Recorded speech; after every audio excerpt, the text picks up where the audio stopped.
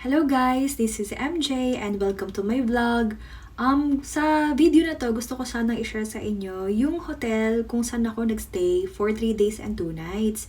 Located pala tong hotel na to sa Tras Street, Central Business District Office ng Singapore or CBD Singapore. Ito naman yung itsura ng entrance ng hotel. Hindi naman siya ganon kalaki pero very stylish pa rin tsaka napakalinis, lalo na yung reception area. Perfect para sa akin yung location nito kasi malapit lang to sa MRT station.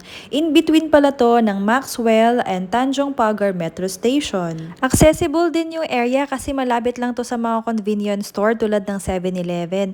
Marami ding mga bangko na nakapalibot sa hotel na to tapos malapit din siya sa Chinatown. Walking distance lang. Ito nga pala yung corridor ng hotel. Hindi naman siya ganun kalaki.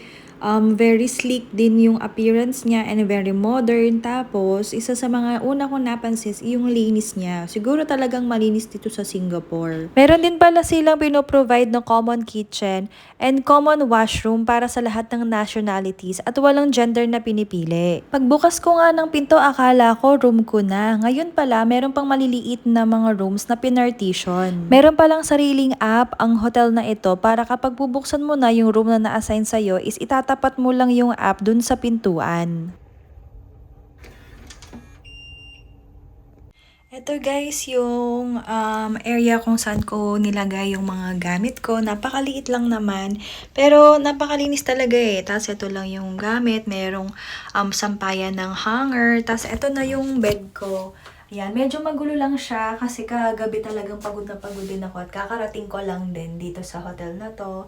And then, dito yung parang table ko. Dito na rin ako nagko-coffee. Tsaka pag may mga gusto akong gawin. Tapos may maliit dito na salamin.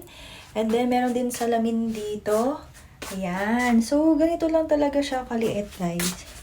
Hindi naman siya yung sobrang liit. Makakagalaw ka pa rin. At napakaganda, napakalinis talaga ng hotel na to. Hindi ako nagsisisi na ito yung binook ko. Ito pala yung itsura ng common washroom nila. So, yung toilet naman is separate yung boys at saka yung girls.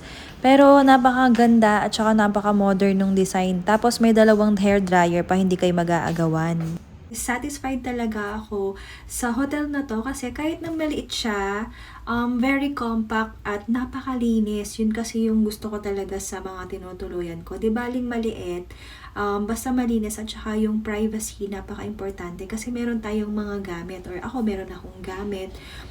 Gusto ko, hindi ako nag-worry na may ibang makikialam o kaya yung gusto ko magbibihis ako, wala akong ibang inaalala or wala akong maiistorbo na tao.